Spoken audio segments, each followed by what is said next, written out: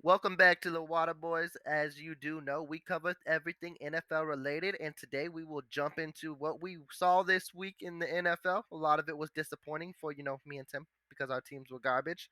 But as well, we will talk about who we think is hot on the waiver wire, and then we will preview Thursday night.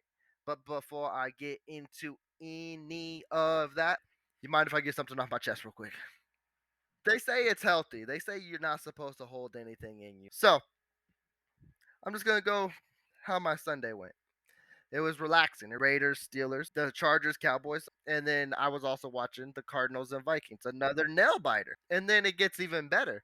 Chiefs taking over. It's getting crazy. So I get my last update, and it was Kelsey. Watch the highlights. Tight end shouldn't be swerving in and out like that 60 yards downfield, but he's not natural. It's 35-24. This is when God is like, hey, we're going to cut this out real quick. Lose reception. Oh, all my little fears came true. Look up my phone, got connection.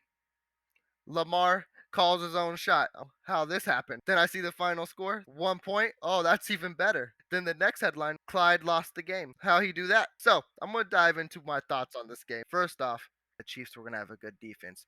Well, I was wrong. They have one of the worst rushing defenses. They've allowed 400 yards. Opponents are 5 for 5 in the red zone. That's 100%. And rushers average 6 yards a carry. We might as well not put a defense out there.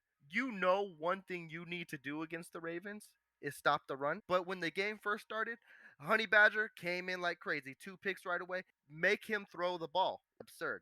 Then the fourth quarter came along. It reminded me of them old selves. They got very conservative. It's the right call. You got two superstar quarterbacks.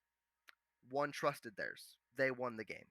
Mahomes was driving downfield. Mahomes was the one who got him on the 30-yard line. There's still a minute left. I don't think you get conservative there just because Bucker could miss the kick. You never know. There's plenty of time to score a touchdown. And I think Mahomes would have easily picked it up on his own. Not saying he would have scored a touchdown, but I'm saying he would have got a way to get that first down and got him closer. And I don't think Clyde should have been responsible to even hold the ball in that situation. When you have a superstar quarterback, one of the best quarterbacks in the league, if not the best, everyone wants him, you put the ball in his hands. That's what irritates me the most about it is Reed got way too conservative, and if he didn't, they would have won.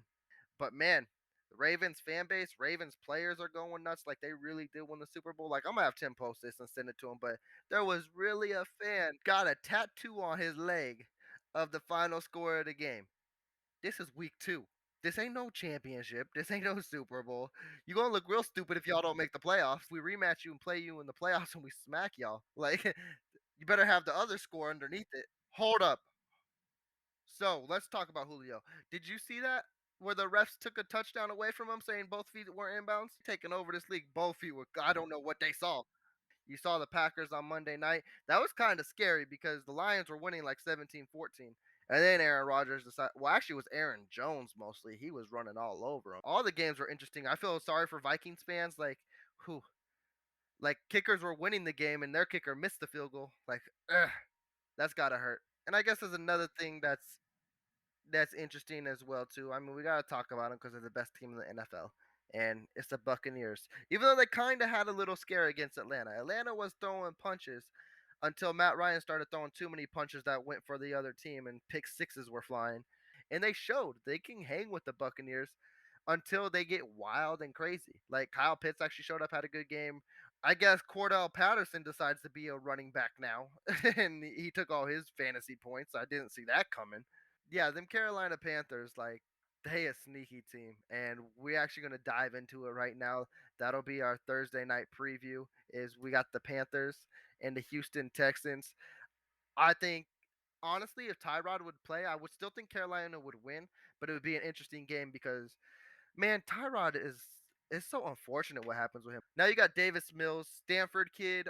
No one knows too much about him. He's a rookie, but being thrown into the fire right away, that's risky and definitely gets a good Panthers defense. Sam Darnold, man, he needed this in his life. He's got weapons. He's not looking like that number 2 overall pick, but he's looking good. He's looking like a good game manager, and man, he could see the playoffs for his first time in his career. And I love the Panthers in this game. I think it's an easy pick. What are you feeling the Texans or no?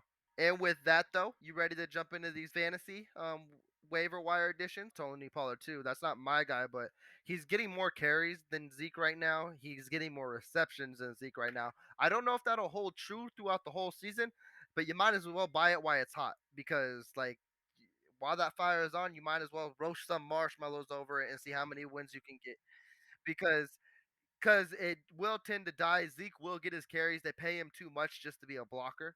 My guy, Justin Fields, we know the hype behind it too. If he happens to do good while Dalton's out, you could have your starting fantasy quarterback. Just keep your eyes on that because that could be a sneaky play. Like just stash him on your bench. Unfortunately, in our league, I already tried to do that, and someone already owns him. But Michael Carter, the Jets running back, we were talking about Telvin Coleman and Ty Johnson, and they were getting their carries week one, but the rookie got 13 carries and 60 yards. Now, it's not nothing to be too impressed with. He got 13 attempts. That's a lot of attempts for a second game, and especially lets me know they're trying to get him in the playbook more. The yards aren't crazy, but that can come in due time, and you can have him stashed on your bench. The Jets don't have a core solid running back, and they don't have a core solid offense either, like that, where you can depend solely on someone. So you can expect a young kid like this to help Zach Wilson out a lot and take over as well, is what I would expect.